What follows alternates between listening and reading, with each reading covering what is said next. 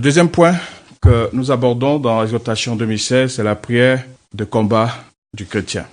Deuxième partie. Nous avons vu dans l'exhortation 2014, Ephésiens chapitre 6, nous n'avons pas à lutter contre la chair et le sang, mais contre les dominations, contre les autorités, contre les princes de ce monde de ténèbres, contre les esprits méchants dans les lieux célestes. Nous avions dit que tous ceux qui voudront orienter votre combat spirituel contre la chair et le sang, au lieu de vous alléger, de vous aider, de vous donner des armes, au contraire, vous désarmeront. Si quelqu'un vous oriente pour le combat spirituel vers un parent qui serait responsable du blocage de votre avancement social, qui serait responsable de votre stérilité, du manque de grossesse dans votre foyer. Si un prophète, un visionnaire, un pasteur, un prêtre, vous citait un nom de parents, d'amis, de proches, de voisins comme responsable, il ne vous aide pas.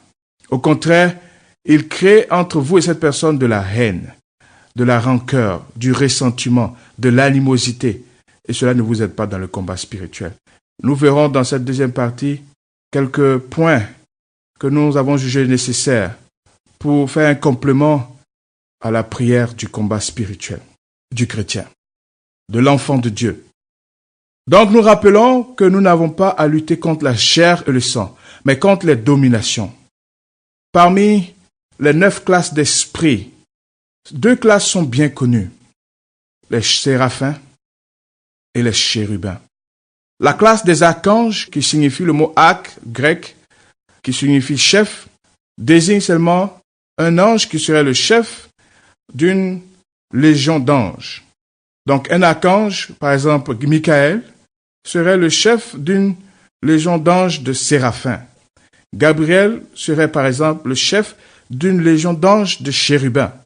Mais nous ne connaissons pas les dominations. Nous ne connaissons pas les autorités. Nous ne connaissons pas les principautés. Nous ne connaissons pas même certaines autres classes d'anges déchus. Je ne vais pas faire un cours de démonologie ici, mais sachant que, d'après Apocalypse chapitre 12, la guerre au ciel, c'était entre Michael et le grand dragon, le diable appelé Satan. Cela implique que Satan a été dans le royaume céleste, dans le gouvernement de Dieu. Et avec cette connaissance, il a calqué son royaume terrestre sur ce gouvernement céleste. Il connaît le modèle d'organisation de Dieu. Il connaît le modèle d'opération du gouvernement de Dieu. C'est ce que j'appelle cette symétrie diabolique. Satan a fait la symétrie de tout ce qui est représentation dans le ciel. Et dans le psaume 24, le verset 10, on nous dit qui est donc ce roi de gloire, l'Éternel des armées. Voilà le roi de gloire. Donc ce psaume nous présente Dieu qui dirige une grande armée avec différentes divisions, qu'on appelle des divisions célestes. Ainsi, certains comme l'archange Gabriel, dans Daniel chapitre 8, le verset 16, l'archange Michael, dans Daniel chapitre 12, le verset 1, Jude chapitre 1, le verset 9. La Bible nous parle des séraphins, Ésaïe chapitre 6, le verset 2 à 3, des chérubins, Genèse chapitre 3, le verset 24, et des archanges, 1 Thessaloniciens chapitre 4, le verset 16. Ainsi, dans Matthieu chapitre 26, le verset 53, Jésus donne une idée du nombre quand il dit « Je pouvais appeler 12 légions d'anges ». Et dans Job chapitre 38, le verset 7, ils sont présentés comme les étoiles du matin. Et dans toute cette catégorie des êtres célestes, Satan a réussi à créer de la rébellion, de la dissidence. Et certains auteurs comme Charles Kraft, bien connu dans le combat spirituel parmi les évangéliques, avec ses grands livres comme Defeating Dark Angels, Vaincre les anges déchus, ou bien les anges noirs, les anges des ténèbres, par opposition aux anges de lumière, paru en 1992. Son deuxième livre, bien connu, The Evangelical Guide to Spiritual Warfare, le guide évangélique pour le combat spirituel. Il parle de toutes ces catégories de ces anges déchus. Nous allons retenir qu'il y en a 9 environ. La Bible ne donne pas clairement cette catégorisation, mais nous pouvons associer aux chérubins, aux archanges, aux séraphins, les compléments d'Éphésiens qui parlent de domination. Ça va faire 4 groupes. Les autorités, 5e groupe. Les principautés, 6e groupe. Et le mot prince de ce monde de ténèbres, qui est au pluriel, englobe tous les autres groupes que je ne vais pas mentionner maintenant, pour juste ne pas faire de l'exhortation un cours de démonologie. Mais sachant que dans chacun de ces groupes, Satan a réussi à avoir des anges qui lui ont juré allégeance, obéissance et dévouement. Cette réalité fait de Satan aussi un grand général, un commandant d'une armée innombrable d'anges déchus, de démons. Dans Marc chapitre 5, le verset 9, nous voyons une seule personne possédée d'une légion de démons. Ces démons qui avaient une caractéristique très maligne. Ce monsieur qui avait son séjour dans les tombeaux ou bien au cimetière, parmi les sépulcres, s'ouvrait la peau, se grattait la peau avec des pierres, de sorte qu'il avait des plaies ouvertes, il saignait. Il puait. Le sang qui se coagulait, le sang qui contient du fer. Ce monsieur, plusieurs fois, avait été enchaîné. Mais la force de ces 5000 démons, parce qu'une légion, au temps de Jésus, quand l'armée romaine avait révisé, parce qu'avant Jésus, la légion faisait 2000 soldats, au temps de Jésus, la légion faisait 5000 soldats. Et partout où une légion romaine avait été envoyée, l'histoire nous dit qu'il y a eu désolation, il y a eu catastrophe, il y a eu éradication, il y a eu génocide. Quand une région était hostile au pouvoir romain, les empereurs envoyaient la légion romaine. Et quand une légion passait, tout trépassait. Tout était mis à feu et à sang. Lisez un peu l'histoire. Et voilà un homme qui est possédé, qui est rempli d'une légion de démons. C'est pourquoi nous n'avons pas à lutter contre la chair et le sang, frères et sœurs. Malheureusement, nos constats actuels, malgré la vague des combats spirituels, malgré la vague des souffles d'onction, malgré la vague des objets d'onction, où nous voyons des spectacles de déséquilibre, de chute, d'assoupissement dans nos églises, dans nos médias. La tristesse est que beaucoup continuent à vivre avec ces esprits. Malgré ces démonstrations spectaculaires à la télé, nous avons été tristes de constater que certains de ces diacres étaient toujours possédés, avaient toujours la visite des esprits de nuit, des femmes de nuit, des maris de nuit, avaient toujours la visite des esprits de Python. C'est pourquoi je voudrais attirer votre attention, avant de continuer, sur un certain nombre d'esprits qui ne viennent pas de Dieu. Comme je parlais de symétrie diabolique de Satan, Satan a créé la symétrie des esprits de Dieu. La Bible nous parle dans Ésaïe chapitre 16, verset 14, de l'Esprit de l'Éternel. L'Esprit de l'Éternel se retira de Saül. Donc l'Esprit de Dieu peut se retirer de nous. Et quand c'est le cas, un autre esprit vient. Les esprits venant de Dieu, environ 8 esprits. Le psaume 51, verset 11, parle de l'Esprit Saint. Pour certains, c'est le verset 13. Le psalmiste nous dit, « Ne me rejette pas loin de ta face, ne me retire pas ton Esprit Saint. » La Bible nous parle dans le psaume 51, toujours le verset 12, de l'esprit de bonne volonté. Le psalmiste nous dit, « Rends-moi la joie de ton salut, et qu'un esprit de bonne volonté me soutienne. » La Bible nous parle dans Ecclésiaste chapitre 7, verset 8, de l'esprit patient. Mieux vaut la fin d'une chose que son commencement. Mieux vaut un esprit patient qu'un esprit hautain. La Bible nous parle de l'esprit de justice dans Ésaïe chapitre 28, le verset 6. un esprit de justice pour celui qui est assis au siège de la justice, et une force pour ceux qui repoussent l'ennemi jusqu'à ses portes. La Bible nous parle dans Ésaïe chapitre 11, verset 2, d'un esprit de sagesse, d'intelligence, de conseil et de connaissance. La Bible nous parle dans Jean chapitre 16, verset 13, de l'esprit de vérité. Ensuite, dans Éphésiens chapitre 1, verset 17, de l'esprit de sagesse. Et dans Galates chapitre 6, le verset 1, de l'esprit de douceur. Et dans 2 Corinthiens chapitre 4, le verset 13, de l'esprit de foi. Apocalypse chapitre 19, le verset 10, de l'esprit de vérité. Nous avons 8 esprits qui viennent de Dieu. Nous allons mettre l'accent sur les esprits qui ne viennent pas de Dieu. Lévitique 20, verset 27 parle de l'esprit de mort ou de divination. J'ai reçu des personnes qui m'ont dit, pasteur, il y a un esprit de mort qui me suit. Dans mon sommeil, je vois mon père qui est décédé, qui vient me parler. Ou certains disent que j'ai la vision des jumeaux. Un chrétien qui a la vision des jumeaux. Une dame m'a dit, pasteur, quand je suis né, on a dit à mes parents que j'étais une enfant de lumière.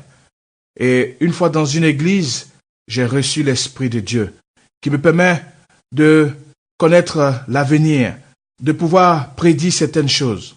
Et je vous dis, j'ai dit à cette dame, je ne veux pas douter de ton esprit. Je ne veux pas douter du don que Dieu t'a fait. Mais je veux, comme la Bible demande, éprouver cet esprit. Et pendant cette prière, où j'ai dit au Seigneur, si ta fille est sous l'influence d'un esprit qui ne vient pas de toi, pour avoir cette préconnaissance, pour avoir cette prémonition, cette divination, que cet esprit fléchisse les genoux devant toi. Et la jeune dame est tombée, toute triste, toute confuse. Elle a dit, pasteur, je ne savais pas que cet esprit ne venait pas de Dieu. Et nous avons dû procéder à sa délivrance.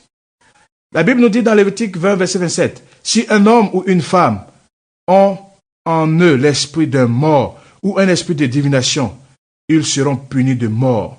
On les lapidera, leur sang retombera sur eux. Ça veut dire que c'est un esprit que Dieu ne voudrait pas voir parmi son peuple. C'est pourquoi, frères et sœurs, faisons attention à l'esprit de divination. Aujourd'hui, Satan a réussi sa supercherie. Beaucoup de serviteurs de Dieu ont cet esprit de divination et n'ont pas laissé ces esprits être éprouvés. Ces esprits de divination sont associés à des esprits venant du diable. Dans Nombre chapitre 5, verset 14, on nous parle de l'esprit de jalousie. Dans Deutéronome chapitre 31, le verset 27, on nous parle de l'esprit de rébellion. Dans 1 Roi chapitre 22, verset 22, l'esprit de mensonge. Dans Ecclésias chapitre 7, verset 8, esprit hautain.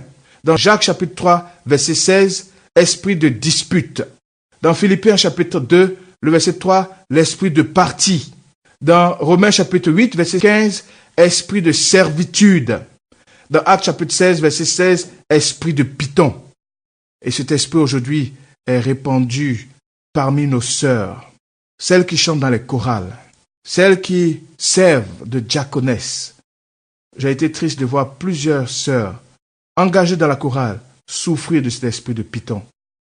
Dans Luc chapitre 10, le verset 19, Jésus a dit, « Voici, je vous ai donné le pouvoir de marcher sur les serpents et les scorpions et sur toute la puissance de l'ennemi, et rien ne pourra vous nuire. » Donc, frères et sœurs, aujourd'hui vous apprendrez comment prier contre ces esprits de python au nom de Jésus-Christ. Luc chapitre 9, verset 39 parle d'esprit d'agitation. Luc chapitre 13, verset 11 parle d'esprit d'infirmité. Marc chapitre 9, verset 25 parle d'esprit muet et sourd. Et 1 Jean chapitre 4, verset 6 parle d'esprit d'erreur. Frères et sœurs, voilà les esprits contre lesquels nos prières doivent être orientées, contre lesquels nous devons, pendant nos prières de combat, lever les mains et demander au sang de Jésus-Christ. Apocalypse chapitre 12 nous dit, ils l'ont vaincu à cause du sang de l'agneau. Le sang de Jésus est une âme, frères et sœurs. Il y a de la puissance dans le sang. Biologiquement, le sang, avec ces globules blancs, qui sont les gendarmes du corps, les globules rouges, qui transportent l'oxygène dont a besoin chaque cellule, et spécialement les cellules nerveuses, les antigènes, les anticorps, qui de façon naturelle, peuvent combattre n'importe quelle invasion étrangère, n'importe quelle infection. Dieu a créé notre organisme de sorte que, naturellement, notre sang puisse nous défendre contre toutes sortes d'attaques, même contre le virus du VIH. Mais c'est parce que nous avons des régimes, nous avons des styles de vie qui affaiblissent notre système immunitaire et notre sang ne peut plus accomplir le devoir providentiel que le Créateur lui a donné à la création. C'est pourquoi le sang est très important. Dans le sang de Jésus, qui était un sang divin et aussi un sang humain, l'accusation de Satan, parce que c'est l'accusateur de nos frères, d'après Apocalypse chapitre 12. L'accusation de Satan ne tiendra plus, parce que Hébreu nous dit, il a été tenté à tous égards, mais sans commettre de péché. Donc quand nous réclamons le sang de Jésus, ce sang qui a été tenté couvre nos infirmités, nos faiblesses. Ce sang qui a été tenté, mais sans commettre de péché, nous couvre. Mais ce sang qui a aussi les gènes divins, qui a les anticorps divins, qui a vaincu au ciel pendant le combat, la guerre entre Satan et Michael, qui a vaincu dans le désert, qui a vaincu à Gethsémane, ce sang nous donne la victoire. C'est pourquoi nous devons réclamer dans le combat spirituel le sang de Jésus. Nous devons réclamer le feu de l'Esprit Saint qui est préparé pour Satan et ses démons. Parce que Matthieu 25, 41 nous dit, ensuite il dira à ceux qui seront à sa gauche, retirez-vous de moi, maudits, allez dans le feu éternel qui a été préparé pour le diable et pour ses anges. Quand par la foi nous invoquons ce feu dans le combat spirituel, autour de nos maisons, dans notre chambre, nous invoquons ce feu quand nous sommes dans un véhicule, autour de notre déplacement. Quand nous invoquons ce feu sur des personnes qui ont montré des symptômes de présence d'esprit de python, d'esprit de sourd et de muet, d'esprit de jalousie, de quelque nature que ce soit, parce que nous avons réclamé ce feu par la foi, nous anticipons le jugement sur Satan et ses démons. Et pour ceux qui ont l'habitude du combat spirituel, ils sentiront des réactions. Ils sentiront soit des personnes crier, qu'elles sentent un feu, qu'elles brûlent. Et ces esprits, par la foi, ne pourront pas rester dans ce corps où nous avons invoqué le feu du Saint-Esprit qui va dévorer Satan et ses anges à la fin des temps. Frères et sœurs, voilà tout le secret du combat spirituel. Mais je vais partager avec vous quelques approches de Satan pour d'abord avoir accès à nous. Il le fait dans 8 étapes bien précises. Premièrement, Satan se déguise en ange de lumière. Ces démons vont se déguiser. Vous savez que vous pouvez prendre un démon juste en payant des mèches, juste en mettant une bague, même une simple bague de mariage, un objet de joie, un objet de festivité, peut être une source de possession. On a vu le cas d'une sœur qui a reçu 9 mauvais esprits en recevant juste une bague de fiançailles. C'est pourquoi, sur tous vos achats, implorez, invoquez le sang de Jésus-Christ. Invoquez le feu préparé pour Satan et ses démons. Si ils ont été invités dans ces objets, par la foi, votre prière les exposera, les délogera. 2 Corinthiens chapitre 11, verset 14, et cela n'est pas étonnant, puisque Satan lui-même se déguise en ange de lumière. Satan va donc apparaître sous la coupole d'un grand prédicateur, d'un serviteur de Dieu, zélé, d'un pasteur, sous l'onction, d'un prêtre, exorciste, etc. Après donc avoir utilisé cette ruse, la deuxième étape de Satan, il nous accuse. Comme dans Zacharie chapitre 3, verset 1, il fit voir Josué, le souverain sacrificateur, debout devant l'ange de l'Éternel, et Satan qui se tenait à sa droite pour l'accuser. Donc dans nos prières, combattons tout esprit de culpabilité, de notre passé, pour lequel nous nous sommes confessés, mais qui revient chaque fois, de nos chutes dans la pornographie, dans la masturbation, dans l'immoralité, dans même l'infidélité. Satan va nous rappeler chaque fois là où nous sommes tombés. Son devoir, c'est de nous accuser. Prions que le sang de Jésus nous lave de tout esprit de culpabilité. Ensuite, la troisième étape, il nous réclame. Dans Luc chapitre 22, verset 31, le Seigneur dit, Simon, Simon, Satan vous a réclamé pour vous cribler comme le froment. Donc demandons au Seigneur de nous armer, de nous édifier quand nous serons réclamés pour être testés, pour être tentés, pour être éprouvés par Satan. Il est important dans nos prières de savoir que nous serons réclamés comme Job, nous serons réclamés comme Pierre. Et nos prières instruites dans ce sens, nous donnerons la victoire au nom de Jésus-Christ. Satan va nous tenter. Comme Jésus, alors même qu'il remplissait les conditions pour la victoire dans le combat spirituel. Dans Marc chapitre 1, verset 13, où il passa 40 jours à jeûner, Satan est allé tenter le Seigneur. Et à 3 reprises, Satan a utilisé même les Saintes Écritures pour tenter notre Seigneur. C'est pourquoi nous serons tentés. Nous serons tentés à l'église. Nous serons tentés par des serviteurs de Dieu. Nous serons tentés par des diacres, des diaconesses. Ensuite, la 5e étape, Satan nous arrache ou nous enlève quelque chose. Dans Marc chapitre 4, verset 15, les uns sont le long du chemin où la parole est semée.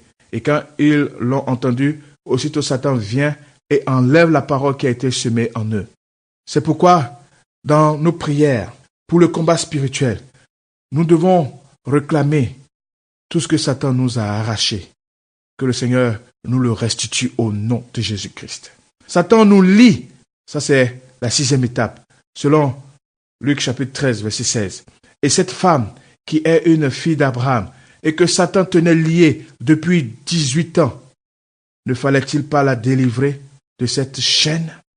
Frères et sœurs, dans nos prières, demandons spécifiquement au Seigneur, là où nous avons été liés, que sa puissance nous délie au nom de Jésus-Christ. Satan entre en nous. Et vous allez voir la progression. Et ça, c'est la 7e étape. Si nous n'avons pas réussi pendant la tentation à lui résister pour qu'il fuit, il va nous arracher quelque chose. Ensuite, il va nous lier. Et après, il entre en nous. Luc chapitre 22, verset 3. Or Satan entra dans Judas, surnommé Iscariote, qui était du nombre des 12. Et une fois il est entré en nous, la 8e phase, c'est que Satan remplit notre cœur. Dans Actes chapitre 5, le verset 3, Pierre lui dit, Ananias, pourquoi Satan a-t-il rempli ton cœur au point que tu montes au Saint-Esprit et que tu aies retenu une partie du prix du champ? Frères et sœurs, nous devons prier pour la progression que Satan a conçue avec tant d'années, de milliers d'années d'expérience. Il a déjà essayé cette progression sur nous. Soyons instruits, soyons éclairés et que dans nos prières, chaque point, chaque stratégie de Satan soit évoquée dans notre prière. Et au nom de Jésus-Christ de Nazareth, nous serons victorieux. Après la connaissance de tous ces esprits déchus, de la stratégie de Satan pour nous atteindre, de comment nous devons aborder cela, j'ai eu à partager avec plusieurs ces derniers moments une prière systématique pour le combat spirituel. Puisque nous n'avons pas à lutter contre la chair et le sang, mais contre les principautés, contre les princes de ce monde de ténèbres. Nous devons savoir que ces princes ont des droits. Ils ne viennent pas sans droit. Et dans la procédure, dans les étapes que Satan utilise, il y a une partie de cette étape qui donne ses droits à ses esprits sur nous. Ces droits peuvent venir de notre village. Si notre village adore un fétiche, ce fétiche peut se donner un droit sur nous. Si notre famille adore un fétiche, ce fétiche peut se donner un droit sur notre famille. Ce fétiche peut se donner un droit sur notre sang, notre lignée de sang. Ce fétiche peut se donner un droit sur notre lignée de nom, notre généalogie. Si nos parents ont fait des promesses à des fétiches, à des esprits, et que notre nom est reconnu par cet esprit comme faisant partie des noms qui lui ont fait des promesses, dans notre prière, nous devons être conscients de comment faire face à ces réalités dans le monde spirituel. C'est pourquoi il est important de citer le nom de son village. Il est important de donner le nom de la famille. Il est important de même se rappeler de noms de fétiches clés du village. Tant que vous n'indexerez pas ces fétiches, vous n'indexerez pas ces forêts, vous ne nommerez pas ces rivières, ces statuettes, ces forêts sacrées. Comme Jésus a identifié ces esprits dans Marc, en leur demandant quel est votre nom, votre combat spirituel ne sera pas complet. Vous devez dire au nom de Jésus-Christ, lien de mon père, de mon grand-père, lien de sang, lien nominal, tu es coupé dans le sang de Jésus, tu es coupé par le feu de l'Esprit. Mon père a fait des promesses, mes aïeux ont fait des promesses, mais Jésus a payé toutes mes dettes. Tu n'as plus de rançon sur moi au nom de Jésus-Christ. C'est important pour les filles qui priaient contre les esprits de Python de nommer tous les hommes avec lesquels vous êtes passés. Pour les jeunes gens aussi, c'est la même chose. Nommez, si possible, tous les contacts intimes que vous avez eus, les noms de ces personnes. Vous ne savez pas quel esprit vous avez contacté avec ces relations, où vous étiez faible, où vous étiez souvent ignorant. Si vous ne le faites pas, ces esprits de Python, ces esprits de Scorpion, qui par stratégie se sont rapprochés de vous, ne pourront pas être vaincus, ne pourront pas être détruits dans votre vie. Et si vous êtes engagé, mais que le combat spirituel n'a pas été fait dans le plan qui les concerne, ils vont s'attaquer à votre enfantement pour que vous payiez. Ils vont s'attaquer à votre progrès social. Ils vont s'attaquer à votre élévation spirituelle. C'est pourquoi il est important dans nos prières d'être le plus spécifique, le plus détaillé possible. Lève tes mains, frère, et fais cette prière. Père, tu m'éclaires par ta parole. Nous sondons les Écritures parce que nous espérons avoir en elles la vie éternelle.